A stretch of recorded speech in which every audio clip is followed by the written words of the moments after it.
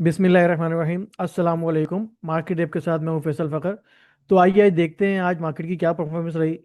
Market ने आज all time high मारा। जो उसका हाई रहा 171,000। आज मार्केट का हाई जो ऑल टाइम हाई रहा मार्केट का। और KC 100 इंडेक्स को देखें तो 876 पॉइंट प्लस के साथ 177,741 आज इसका क्लोज हुआ KC 100। फिर उसके बाद अगर आज का हाई देखें तो 171,001 आज का हाई रहा और लो को देखें तो 170,292 आज का लो रहा। अब हम देखते हैं मार्केट के टॉप कंट्रीब्यूटर्स को। तो मार्केट में टॉप कंट्रीब्यूटर्स में system SYS 178 million 178 point, PPL 165 point, UBL 101 point and MLCF 97 point plus में रहे। और अगर हम आज सेक्टर्स की कारकर्दगी देखें तो इन भी सेक्टर्स अब सबसे ज़्यादा प्लस में रहा। टेक्नोलॉजी सेक्टर, उसके बाद फिर कमर्शियल बैंक और फिर सीमेंट सेक्टर। आइए अब हम देखते हैं कि मार्केट के टॉप वॉल्यूम लीडर्स कौन से हैं। तो टॉप वॉल्यूम लीडर्स में PIBTL 123 million, Hum network 39 million, fast cable 36 million, first national equities 36 million. और गेनर्स में देखें तो गेनर्स में Dadabhoy cement 40% plus, oil boy energy 10% plus, DS industries 10% plus और TPL कॉरपोरेशन 10% प्लस। अब हम लूजर्स को देखें तो लूजर्स में SG power -10%, east west insurance -9%, LSE financial services -8%, Sindh मुदारबा -7%। अगर हम आज का टोटल वॉल्यूम देखें तो आज का टोटल वॉल्यूम 101 मिलियन, सॉरी, आज का total volume 901 million total volume रहा। इसके बाद हम मटेरियल इन्फॉर्मेशन को देखें तो मटेरियल इन्फॉर्मेशन में PIBTL ने पोर्ट कासिम अथॉरिटी के साथ मुआहदा किया है, जिसके तहत कंपनी को तांबा सोना समेत मुख्तलिफ मादनी अशिया की हैंडलिंग, ज़ख़ीरा और बरामद करने की इजाज़त मिल गई है।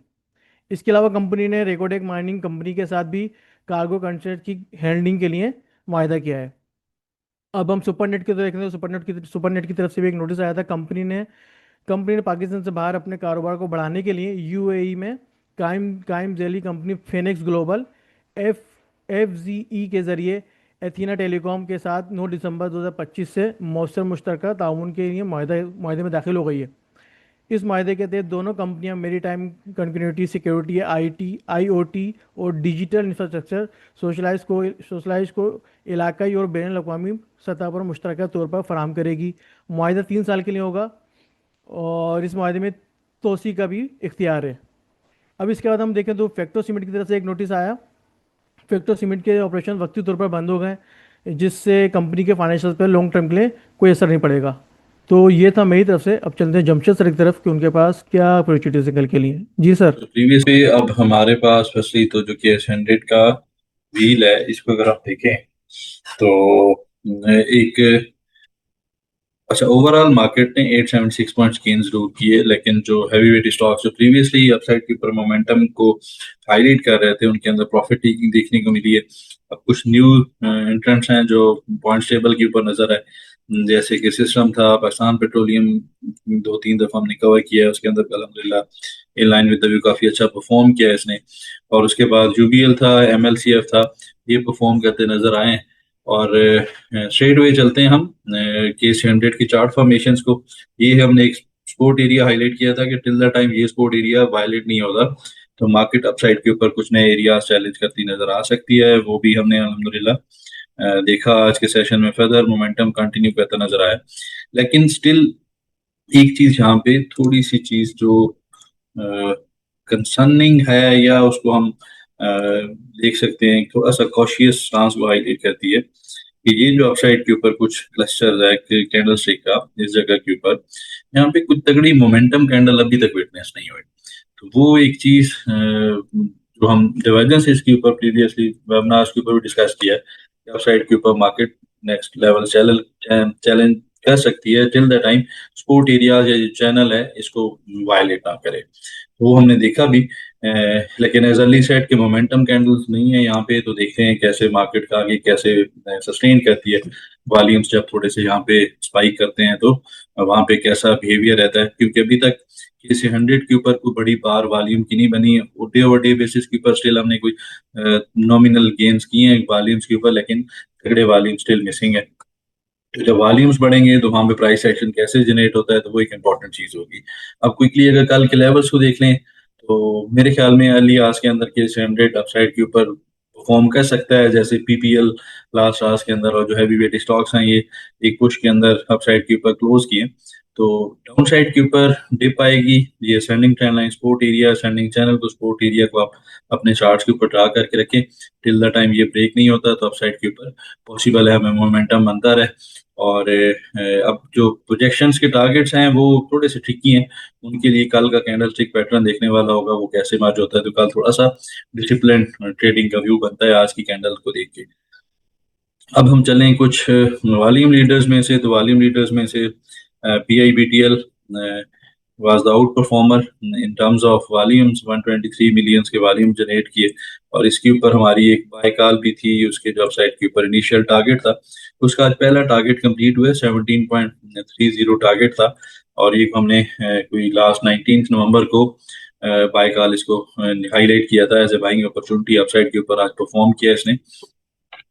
आगे क्या परफॉर्म कर सकता है टेक्निकली चार्ट के ऊपर, तो बड़ा सिंपल सा चार्ट है हमारे पास, जो चार्ट फॉर्मेशन जिसकी बनती नजर आ रही हैं उसके अकॉर्डिंगली इसके अंदर फर्दर अपसाइड के ऊपर मोमेंटम बनना चाहिए।